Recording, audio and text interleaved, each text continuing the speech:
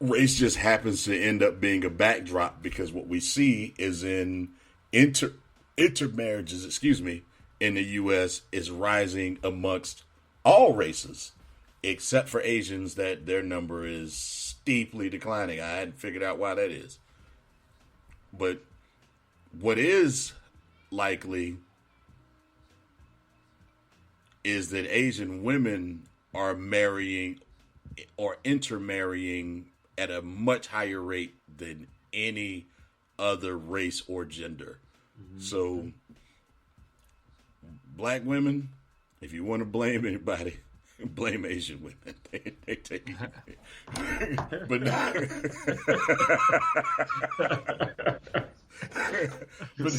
but no, seriously, just to debunk the myth, like that's a myth. It's a farce. I know what it looks like, and yes, the educated male is more likely to intermarry, but it's not just two white women. That's the other thing that people need to understand. It is strictly, the numbers are counted towards not only white, Hispanics, or Asians, but also women who are multicultural. So these are women who may be like biracial or Dominican, or just of a completely different race altogether. So it's not just white women. So that's the other thing we have to debunk, is that portion of it. Black men are twice as likely to marry outside of their race than black women. That's the only thing that's true. Well, that's one part that's true. The other part that's true is that black men are who are intermarrying are more likely to be college educated, but that's of a small group. What the overall number says is that black men are much more likely to marry black women, and that's a fact. So stop saying that we leaving. We ain't going nowhere.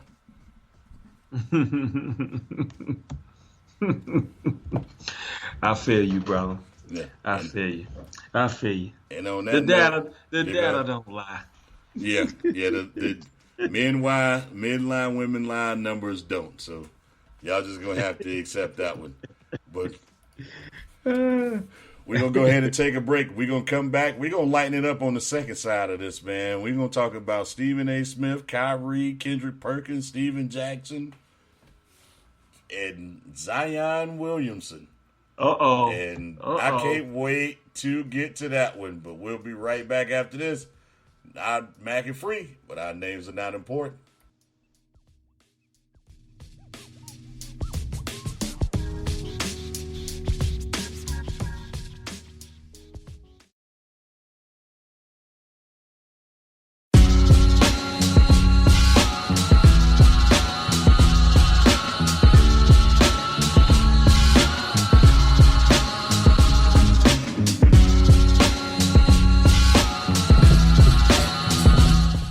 Welcome back to Mac and Free, but our names are not important. Now, we've been itching to talk about this subject of Stephen A. Jackson, Kendrick Perkins, Kyrie Irving, Steven Jackson. Hell, everybody's in this conversation now. Michael Jackson, Michael Jordan, everybody talking about this at this point. But it became interesting because Kyrie, it had kind of set aside and put together a players coalition, and what those players wanted to do was talk about the risk of coming back for COVID-19, but also, and more importantly, should we go back and play basketball in this very tense racial environment, which there's a lot of right answers with that, to be honest with you. There's really no wrong answer here, but what I found interesting was Pert went on to talk about how Kyrie was being a distraction by doing this. Kyrie seemed to have a groundswell of support, or at least a groundswell of interest, in the initial conversation when he brought it up. What he didn't seem to have is a groundswell of support on the second call, because the numbers dwindled, and then they had another call, and from what we've heard, the numbers have also dwindled. But what Perk called Kyrie out on was when he said he may be willing to sit out this season to help solve systematic racism. And what Perk said is, don't be willing to do it, which is what I agree with. He basically said, Kyrie, don't talk about it, be about it, because as you know, Maya Moore has set out for the rest of the season, and she's walked away from the game actually to help solve systemic racism. Renee Montgomery is one that followed, and then what KD did following that is called Perk a sellout, which quite honestly is the main thing I disagree with when we start talking about this conversation. And then you got Stephen A. Smith, who agrees with Perk. Steven Jackson is agreeing with Kyrie. And what we see amongst the NBA and amongst young black men is divisiveness already. And I gotta ask you, who looks right in this particular situation? Because we got divisive politics where we don't need divisive politics. Well, I'm going to say this. Number one, we get into a habit sometimes of trying to tell people how, or we get fit into a scheme of how we view people should protest or violate. And sometimes it comes to what is our level of convenience. You know, you got a lot of people that's pushing for, they want basketball, but then you have this player, this marquee player in Kyrie Irving that's vice president, putting it in kind of, he's the vice president of Players Association, who now comes out. And basically his feeling is that, well, with the height of what's going on in our nation, we don't want to start worrying about basketball to take our attention away, which I respect that, because, you know, this is not like this is just his hobby.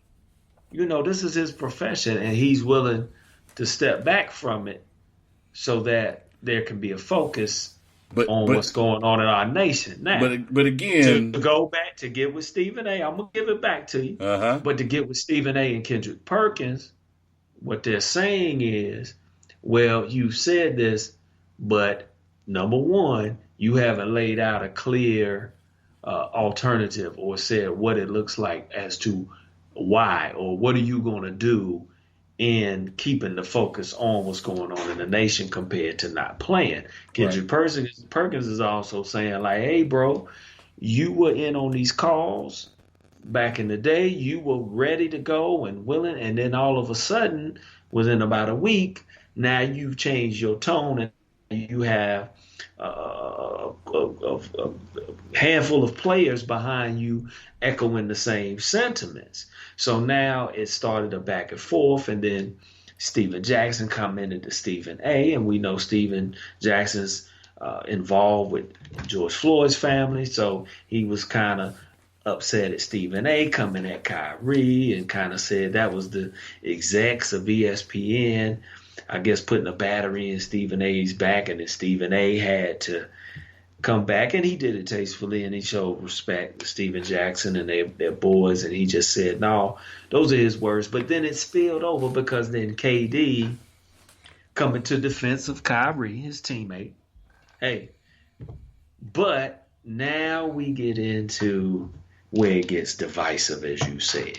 Yeah. KD calls Kendrick a sellout, which got Kendrick emotional, and then they've started a back and forth Twitter war, which let's keep it there. But to answer your question, and I know I've ran on, but one thing we've got to do better of is how we voice. And we know Jay Williams came to the defense of Kendrick, or came to call out KD calling Kendrick a sellout, but how we voice, because sometimes I feel we get caught in the emotion of it, and we're in this call out culture where we gonna call it out, and that's the thing to do. Like, nah, bro, let's be real. But at the same time, there's ways to do it, and I think in a moment like that, KD, you could have reached out to him privately.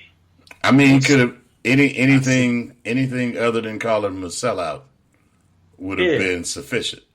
Because that was that's when it became divisive.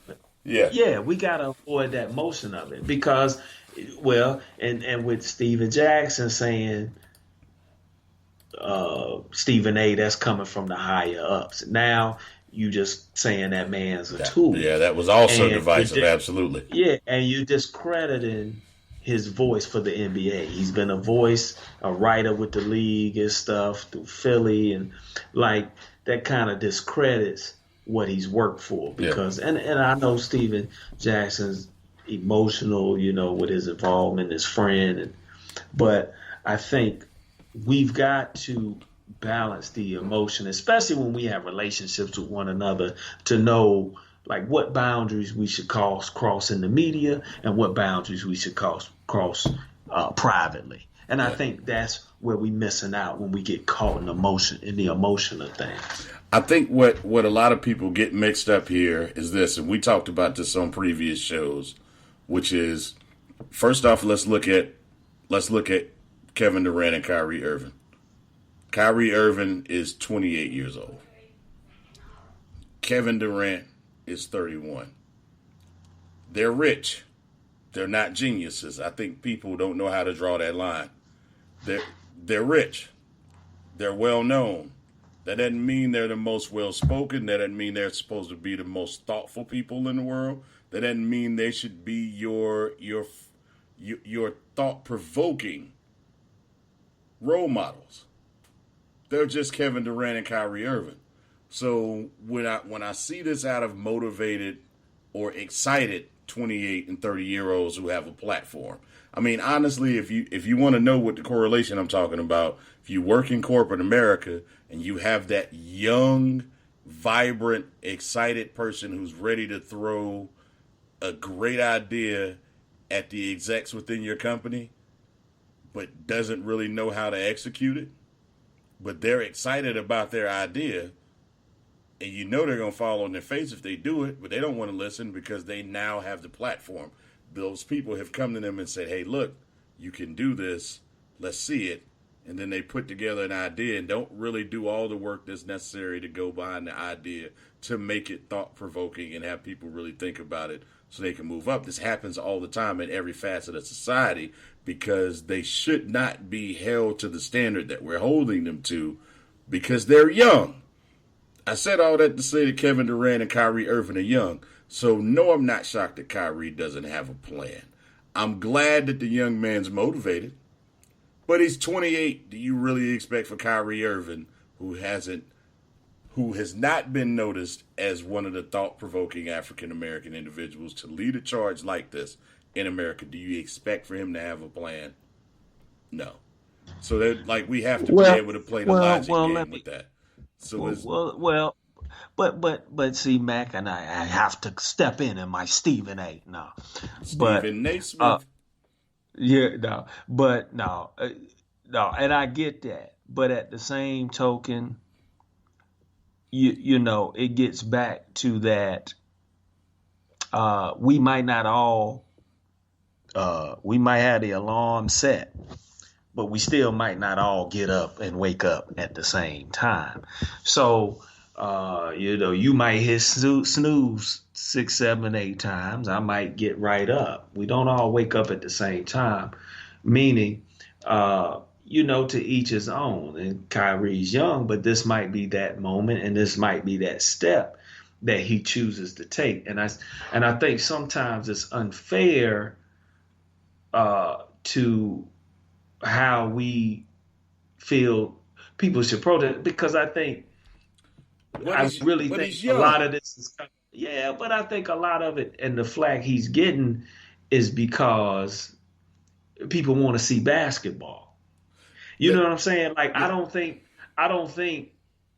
Kendrick and Stephen A is, well, not I ain't gonna say Stephen A. And I ain't gonna say Kendrick for the most, because they even said, if it's about COVID and you sit out, I'm good. I get it. That helps. So I'm not overlooking that, but I'm thinking they're like, no, you in this, let's agree to play. I still don't think it should be criticized if that brother feels that's the way he needs to take his stance. You But see what I'm saying? but see, here's the thing, and then we'll move on to Zion Williamson because I definitely want to get into that. But if Kyrie